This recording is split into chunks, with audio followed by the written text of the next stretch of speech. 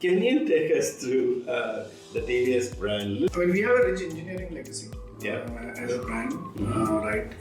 We got into mobility fairly early, and I think we've really grown from there to create some of the leading brands in the country today, both in commuter and premium segments, and now also in the electric segments as well. We operate in about 70 countries. A lot of large organizations, don't have that startup mindset. TVS has always been obsessive about customers. I think that pivot has happened from being obsessive more on the product and then transforming from an automotive company into a mobility company. Right. So I think the inherent DNA was already there. So what steps do you take to make sure staff understand the strategy and direction and that they are personally committed? It's going to be customer journey maps across shop, buy, own journeys, mapping each episodes, mapping all the touch points, mapping all the triggers on those touch points. Each of those episodes, each of those touch points will have certain KPIs. The owners for delivering that experience isn't siloed in one place. They're embedded across the organization. If people have accountability, so they know what their line of sight is, how exactly do you measure each of the touch points in terms of how successful they are? You're a NPS guru. We've had our NPS measures historically, a lot of organizations globally. So you're a buyer NPS, non-buyer NPS, service NPS, product NPS. We identified that there's another 20 touch points. There are another 20 metrics. Right? And these could be smaller metrics at each touch point. Describe culture to me at TVS. I think it's a balance of principles of total quality management. But along with that, I think it's a great balance to see innovation thrive. The ability to experiment, the ability to be fearless in your experimentation. So I think it's a mix of sort of legacy along with a more native culture. And I think that's the melting pot. How do you use community and social media, etc., to kind of build a family, outside of the organization into your customers? One of the interesting things of TVS, which I find it really interesting personally, as well as a brand called TVS Racing. Right. Right. Okay. And we are the first factory racing team in India. Can you share some advice to other chief customer experience officers? I would say go granular. Yes. As granular as you can go. In any organization, 90% of the people are chasing revenue. Yes. Right. There's only a 10% that's going to chase experience. Right. That's the reality of life. Yes. And as you fight that battle, use customer voice. Yes. It cannot be refuted. Yes. It cannot be deflected. Yeah. By anybody in your organization.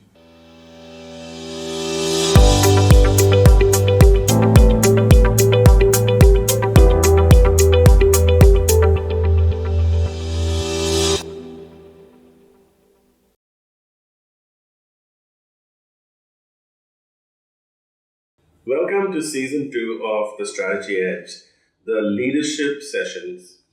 I am so excited to introduce Saurabh Khullar, the Chief Customer Experience Officer from TVS, one of the top and most respected brands with a huge reputation and brand image. And today we're going to find out about how TVS maintains its competitiveness in a largely competitive, but now with the introduction of EV, a highly disruptive kind of market as well. Right. Welcome. Thanks, Christopher. No worries. So tell me a bit about yourself in terms of your career. How did you end up in TVS? Yeah, sure. I actually been in the startup ecosystem for a while before I actually joined TVS. Okay. So continue to work in startups or do startups of my own. And then TVS happened about 7 years ago. It was a little daunting for me initially because it's not really what I was used to. Right. But I think the vision of our MD at that time aligned with the digital vision is something that really appealed to me. Yeah. I was the first person that joined TVS in a digital team. We are now about 300 people in-house. Wow, that's amazing. So we've come a long way in the last 7 years. Yeah. We treated it like a startup. Yeah. Within the larger ecosystem. Yeah. Because we have an innovative DNA by default for decades. Right. So it's easy to sort of set up a digital DNA within that ecosystem. Correct. Well, not very easy, but we've done well. So that's how I ended up at TVS. One thing I suppose, especially for my listeners in Australia and New Zealand who may not be aware of the TVS brand, can you take us through the TVS brand, little bit about the history, and then some of the challenges, right, in this market, which is highly competitive, now disruptive, and so on and so forth, and how you're navigating through it? Sure. We have a rich engineering legacy as a brand, right? We got into mobility fairly early, and I think we've really grown from there to create some of the leading brands in the country today, right? Both in commuter and premium segments, and now also in the electric segments as well. Right. We operate in about 70 countries, so we are a truly global brand in that context. There are products for different geographies that don't sell in the Indian market, so it's truly a global DNA. We've also grown to really embrace mobility as our goal, right? And not necessarily automotive, which essentially means that mobility services come attached to it, right? We've also expanded the scope of mobility of what we do, right? Our vision is to improve the quality of life of people across the world, right? We are also in spaces of e-biking, right? Mostly across Europe. Through acquisitions of companies like Swiss Mobility Group, Ego Movement, right? We sell e-bikes. There's a different model there. We're actually aggregators also, and we are true retail players because we sell through our own stores, plus we sell other brands, right? We acquired Norton Motorcycles in UK. That's a super premium segment. Right? Emco is another e-bike company in UK. So really, we've really spread our wings in terms of being a global player. Sounds like it. We've had a long-standing partnership with BMW. A lot of people may not be aware. We manufacture BMWs at our Hosur plant, ship them globally. We're manufacturing partners and technology partners. That technology has extended to electric products as well with BMW. So lots of these aspects of growth that we are sort of tackling together. I think in terms of challenges, if you look at especially if you look at the electric disruption or maybe the D2C disruption in some fashion that's in the space, right? And the ownership disruption, own journeys, these are possibly the top 2-3 disruptions. If you look at electric, it's gone more D2C, right? Our competitors are not necessarily traditional OEMs, they're software companies, right? Who have used their skill to be automotive or mobility companies, right? We know we are great at engineering, right? And like I spoke about earlier, we translate that innovative DNA that we have reflected for decades and grown for decades on engineering into our front end as well, right? Into the experiences that we give, not just in our stores, but into the experiences that we give online, right? But that's a transformation, right? And of course, I think we've done well, right? But that's one of the challenges that we have sort of picked up, right? Absolutely. So your initial hesitancy was around the fact that you had a startup mindset and you were concerned about how you would fit into a corporate environment. Is that what the hesitancy was about? Yes, in those lines, yes. Right, okay. So that's interesting because a lot of large organizations, don't have that startup mindset. Yes. So what did you actually do to make sure you had that kind of nimble, agile mindset, even if it was a large corporation? Yeah, I think, like I said, that I think TVS inherently had that DNA. Right. And I think the leaders were driving that vision forward. And that's clearly helped drive it, right? Because this is a large transformation and it has to start top down, right? Just to get the ball rolling. Right. And I think that was already set. Right? So the playing field was already set.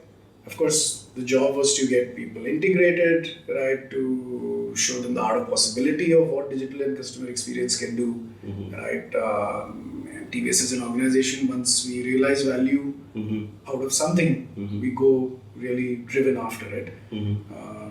TQM, Total Quality Management principles, are ingrained into TVS. Right. So a TVS way of working is fairly granular, detailed, analytical. So it's almost like using that core philosophy of TVS and then tuning it in the right direction, right? I think that's really That's really what it was. TVS has always been obsessive about customers.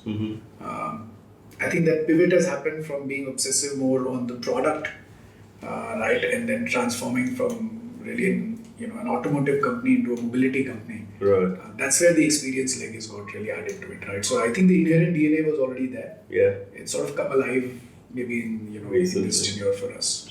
Yeah, no, absolutely. So Saurabh, in our studies, we've done national employee engagement studies to understand the key drivers of employee engagement and our client studies as well. What we found is that if employees fully understand your strategy and direction, and they're also personally committed to making it successful, we call these people champions. And these people tend to be more loyal, they tend to be more driven, they tend to go above and beyond for your company. Right. You found that as well? Yes. So what steps do you take to make sure staff understand the strategy and direction and that they're personally committed? Let me answer that in context of customer experience, right? And of course, the philosophy may see it across different functions in TVS, but I'm going to talk about it from a customer experience lens. Yeah. Also because that was something newer in a formal, structured fashion. It's not like we were doing customer experience, it's just about giving it a certain structure. Yeah. And that's where elements of layers of champions and ownerships come up, right? Yeah. So if you look at customer experience, standalone, that team means nothing. Right? Because when you break it down, what's it going to be? It's going to be customer journey maps across shop, buy, own journeys, mapping each episodes, mapping all the touch points, mapping all the triggers on those touch points. And each of those episodes, each of those touch points will have certain KPIs. Some will drive revenue, some will drive satisfaction. Right? But the owners for those are also going to be split by shop, buy, and own episodes. Yeah. Right? And hence then you're able to narrow down and say, yep, you guys are responsible for the shop episodes. These are the 5 episodes in shop. That will have marketing folks, it may have analysts, it may have digital product managers, right? Let's take a customer journey, let's say awareness, right? Or discovery. Yeah. And then we have squads sort of mapped against it. So the ownership comes by structure. Right. And while there may be a larger customer experience team and a structure, the owners for delivering that experience isn't siloed in one place. They are embedded across the organization. Yeah. And that allows people to at least understand and work on their element of customer experience. And of course, they have a larger view of everything together as well. Correct. So I feel that's the way that it's worked for us. And then we have some layers of customer experience box in each of the business units, etc. Because it's difficult for a small set of people to talk to 100 people. Exactly. But if folks are champions within your business segments, then it's easier to sort of move forward. Yeah.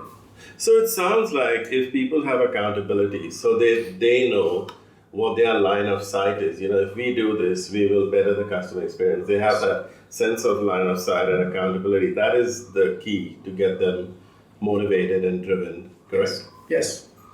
Cool. So, you were talking about all the different journeys, and that's great to actually understand the journeys and then understand what's working and what's not working with each kind of journey map, and then making people accountable for the results. How do you do that? Do you do that using tailored customer surveys? Like, how exactly do you measure each of the touch points in terms of how successful they are? Yeah, I mean, you're a NPS guru. So let me talk in context of NPS, right? And we've had our NPS measures historically, right? Like a lot of organizations globally. So we have buyer NPS, non-buyer NPS, service NPS, product NPS. These have been established and doing well for TVS over a period of time. So as soon as we introduced the customer experience and the journey philosophy, we identified that there's another 20 touch points. There are another 20 metrics. Right? And these could be smaller metrics at each touch point. And they will have a correlation to the larger metrics of buyer and non-buyer. We may not be able to see the correlation directly today to say, hey, move metric number 16 and then you will see buyer NPS go by a certain degree. But surely those are important. Like, let me give you an example. Website load time. Yes. Right. Very simple. Not a complicated point. One would think it's hygiene. But I know that if my website takes more than 4 seconds to load, more than 3 seconds to load, 30-40% of the people are going to drop out. Yes. And when they drop out, they will drop out thinking, if they can't make a website, will they be making great products? Right now, one may agree, one may not agree that they may think the same. Correct. But surely there is a certain set that would. Yes. Because we do this as customers ourselves. Yes, correct. Right? And hence it becomes a critical point. Yeah. Think of something like test ride feedback. Yes. Right. We don't give the test rides directly. We work with channel partners who give test rides. But in a mobility business, test ride is a great and critical moment of truth. Yeah. Right. And that will matter to buyer NPS or a non-buyer NPS for that matter as well. Right. Delivery feedback is another one. We have connected products, so app experiences are the other ones. Right. So a whole host of them. RSA is a great one for me. I think that's the biggest moment of truth. Your vehicle is stranded on the road. Who are you going to call? Yeah. Your friend. Yeah. If not your family. Yeah, absolutely. But there are customers that choose to call us. Right. So in their frame of mind, they've trusted TVS above their family and friends. And then so that's a great moment of truth of make or break, right? If you're able to get there quickly, sort out their issues, then we know that they're a customer for life. Yeah. And on the flip side, if you're not, and you say, I'm going to get there, but the guy's waiting for 2 hours, then you know that that's the detractor for life. Yeah. Right. So this is how we measure it. Yeah. And then folks are responsible, like I said, by episodes, right, for not just revenue driving, metrics, matrices, but also for the customer satisfaction matrices. No, that's amazing to hear, and it's so refreshing, I have to tell you, because I find that a lot of organizations get trapped into this. Let's just measure the score, right, and then ask an open comment question. So I have a simple 2-question survey, and then I go, that gives you a score. And when it comes to the open comments, some people will write War and Peace, and some people will write small little cryptic comments like service is good, service is bad, and you can't do anything with it. And I've always advocated for the fact that yes, with a 2-question survey you'll get a higher response rate, but the issue is not response rates, it's insights. At the end of the day, you need insights that will make your business better. And if you just have a score with very little insights, it's pointless. So we actually advocate exactly what you articulated, which is why I was so happy to hear what you said, which is really understanding the journey, understanding each touch point, and then making improvements. And then the last icing on the cake, which you mentioned, was making people accountable for those touch points. So that then the link then becomes to employee engagement, which is the organization wants to achieve this big goal, and you know what? This is the part I'm playing with it. And I'm getting enough insight so I know where to focus my activity. And that cycle is very powerful. And I want to share something else with you. And you will know this anyway. In NPS world, if someone is a promoter, they are not someone who says, the product is good, but the RSA is not good, And they're not someone who say, their website is a bit slow, but their product is great. They are people who say good things about everything. That's what makes up a promoter, and hence it's really important to work that out. Yeah, some are subtle. So ways to measure it, the way that we see it is ask, listen, and observe. Yes. So all of these will fall into these 3 categories, right? Some stuff I will ask you as a customer. Yeah. Listen is all about social listening, and then NPS metrics like net sentiment score, right? Those come into play. And observe is stuff like I don't need to ask you if my website is low. Correct. I know correct. You can kind of measure it anyway. And it's interesting you mentioned, like if one part of the experience is not good, then it doesn't bode well for the product itself. It's like when you go to a dentist, right? And in the reception, if the coffee table is dirty, then you're really worried about the dentist. All those proof points make all the difference. So, we talk about disruption and so on and so forth, and AI is the flavor of the month at the moment. So have you, at TVS, started using AI in any shape or form? Yes, right. I would say in all aspects of what we do. Right. Of course, I'm responsible for a customer experience side of things, right? Yes. But we also manufacture, right? Yes, absolutely. Yeah. So a lot of use cases for AI on that side of it. Right. Right. Also in supply chain, bunch of use cases there which we look at. channel partners for dealerships, right? Some of the common suspects would be lead classification engines and models, right? Vision AI to see what's happening at the dealerships, right? Because we are not there in all of them, right? Conversational AI to make self-serve, DIY, all that stuff easier, product discovery easier. So I think across the value chain, some early and some beginning to scale well. Contact center is another big use case for a bunch of use cases on AI, right? So voice to text, all of that stuff. So I think I wouldn't say very early days, but still early days in terms of sort of really getting scale. But we're aware of it. A lot of the use cases take us 80% there, and then 20%. You still need to come in and make sure that the fan rendition is good on the AI. So that's the journey we're on. Yeah, no, absolutely.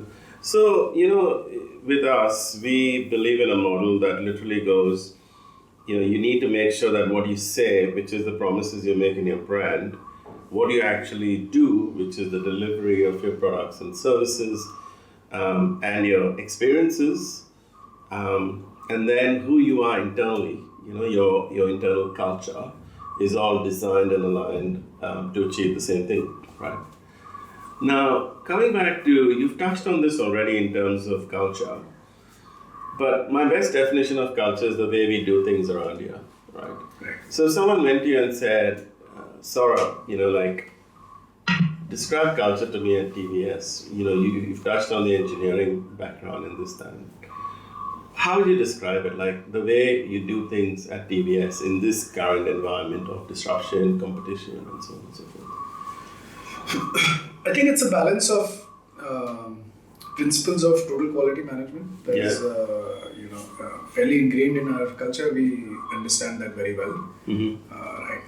And that leads to streams of PDCAs, root cause analysis, and so on and so forth, and then actions. And so I think that is fairly hygiene for us, integrated as a culture, which is processed in a big way. But along with that, I think it's a great balance to see innovation thrive, right? Because they're sort of right. But the ability to experiment, right? The ability to be fearless in your experimentation. You may fail. I think that's a sub theme, right? Which allows us to go and sort of experiment with stuff. Ownership will come with experimentation by default, right? So I think that's the general culture. It's also got an influx of a lot of digital native teams, right?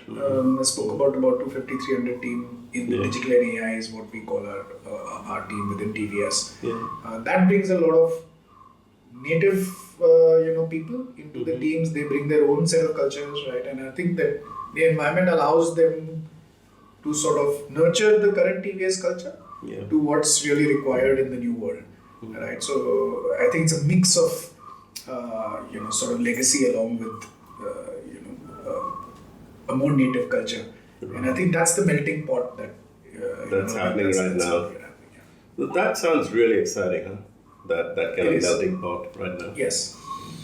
Cool. It comes with a bunch of stuff, but it is exciting. Exciting is the right word for it. Yeah, absolutely. So, you have a lot of competitors, in your space at the moment, and new competitors. And one of the things we found is that for a brand, having a unique customer value proposition is key. And I know there's an embryonic start in terms of the first TVS two-wheeler, and then you've grown from there. How do you crystallize your unique customer value proposition? And how do you refine it over time? How do you make sure it's relevant? So that's a tough one because we also have a large portfolio of products. Yes. Right. Yes. Probably the largest portfolio of products within our competitor set. Right. And then in some form, propositions are also targeted at different segments. Correct. And they have to be by segment. We look at it across segments and the propositions may vary, right, for a premium or a super premium customer. What we've done to sort of take care of it is when we make the journey maps, there's no one journey map for it. It's not one, one journey approach, right? Right. We've customized journeys for each of the segments because really the customer expectations for each of the segments is different. Right. And once you've mapped that to say, hey, okay, what are the future experiences that this segment wants? Yes. Right. And the value proposition then underlines that. Right. Now there could be a value in terms of a process, could be a value in terms of a technology, could be the value in terms of a service, right? And they get lined up for segments so that the proposition is more meaningful. Correct. For that particular customer, so it's more and the other proposition is more meaningful for the other customer, right? Yes. But while I say that, there is an overarching TVS promise, right? And that is really to say that, we will deliver what you desire, right? That links back to the research that we do, right? To offer not just the physical products, but also the digital products. Yes. But also the services that we offer behind it. Yeah. Right. So I think it's the overarching TVS promise, and then we break it down to each customer because the relevancy will be different. Correct. At the end of the day, a customer value proposition is relevant to a particular segment, obviously. Yes. So it sounds like the way you arrive at it is you have a core value proposition that sits across every brand that, a particular product will not deviate from that core value proposition, but within that segment, you make it very relevant to that segment. Yes. So there'll be a minimum standard TVS experience that you will get delivered, and then there will be certain layers that will get added on depending on that segment. Sounds good. Now, we've talked about customers, we've talked about employees. Let's talk about the community, right? How do you use community and social media, etc., to kind of build a family, outside of the organization into your customers? Like, how do you bring them into the tent? Yeah, I think for some of the segments we have a large community program, right? Let me take an example of a product called TVS Apache. Yes. Right, that's a premium motorcycle brand of ours, and we have a community called Apache Owners Group. Right. These are thousands of customers, if I'm not wrong, about 1 lakh, 2 lakh customers that are part of this group, right?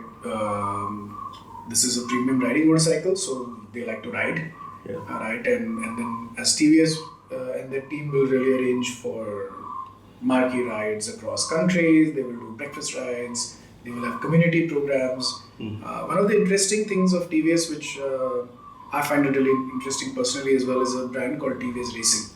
Right. Right. Okay. And we have the first factory racing team in India. Right. And as part of TVS Racing, we do a whole lot of racing, right, across tracks. These include women racing programs. These include young talent in racing. We compete, and usually we finished podium, top ranks over the last decade, right, in the racing space. We also participated in Dakar, did a podium in Dakar as well last year, right. So that adds a lot to that community, right. You will have top racing riders come and talk to aspirants about, give them tips and tricks on how to race. Wow. Right. Okay. This is far more valuable a proposition for engagement and loyalty than 1,000 rupee Amazon voucher. Correct. Right. Absolutely. So I think that element of community is large for us. Yeah. We also do a lot of community programs, right, where we will work with, say, even government bodies around safety, right, around manholes on roads, etc. So, a bunch of corporate programs that TVS does to foster that. There is another element of what we do as part of CSR, that is also community building, right? It may not be necessarily linked to TVS products, but we do contribute to environment in a big way, right? This is called Srinivasan Services Trust, right? We work around 2,500, 3,000 villages, around different elements of women empowerment, water conservation, child education, right? Through a system of village development officers and field officers. Right, and enable folks to be able to get government schemes, policies. So, this is non-product and non-brand, non-business stuff that I'm talking about. But since you mentioned community, the context of community is fairly large for us. Right, so we do have communities for our products, but then we also look at community in general. For the TVS corporate brand. General. That is excellent. So, Thank you for all your insights and all your information. The one last thing I would ask you is, as a chief customer experience officer, in a market as dynamic as this, with all the challenges and the disruption, etc., can you share some advice to other chief customer experience officers? Like a mini checklist. If you want to be successful in this space and you want to make money, because my view is I've looked at the actual economics, and there's a lot of money to be made in being customer focused, right? People don't realize it. So if you had to give a few tips, like a handful of tips to other chief customer experience officers or other leaders or CEOs, based on your experience, what would you tell them? I would say go granular. Yes. As granular as you can go. Yes. Right. So that's one. Right. Could be in terms of journey maps, whichever tools you prefer. Right. But try and go as granular as you can. Yes. All right. The second would be that it's always going to be in any organization, 90% of the people are chasing revenue. Yes. Right. There's only a 10% that's going to chase experience. Right. That's the reality of life. Yes. And as you fight that battle, use customer voice. Yes. It cannot be refuted. Yes. It cannot be deflected. Yeah. By anybody in your organization. Nobody can undermine the customer voice. So use it effectively. It's a powerful tool. Right. And maybe another one would be that you will need to mandatorily consistently learn and change. Your customer journey maps will not be the same 1 year down the line. Your solutions will not be as effective a year down the line. Right. So you will need to consistently look at what's happening, what's the new, and try and then keep bringing that into the stream of what you do, right? And that what that also means is, as a team, you will need to constantly evolve and not be stuck to a certain product or a project or a delivery, right? Which is not easy to do, because you would put in a lot and then say, okay, now I have to move on to something else, not just me, but this entire setup. Right? But that's what the role demands, because customer experience continues to change, and hence as a team you must continue to evolve and change and bring the new for your organization. So I would think maybe some of these things are absolutely great stuff. Like I always say, without granularity, you don't have accountability. It's just not there. If you have a fuzzy score that sits in head office and people say, what's my contribution to it? Until you have that set, you don't get real accountability. Right. So I think that's great advice. And I always tell my clients as an example, it's there's no end point. There's no point where you go, oh well, let's just sit back and have a cup of tea, we have a good NPS score. Because things change. Right. Customer demands change, the market changes, so you have to constantly stay relevant. Right. That was really exciting. Thank you very much for your time. Thank you very much for your time. And thank you everyone for listening in. So look forward to our next Strategy Edge session around leadership. And I hope you found this really, really exciting and interesting and inspiring. Thank you.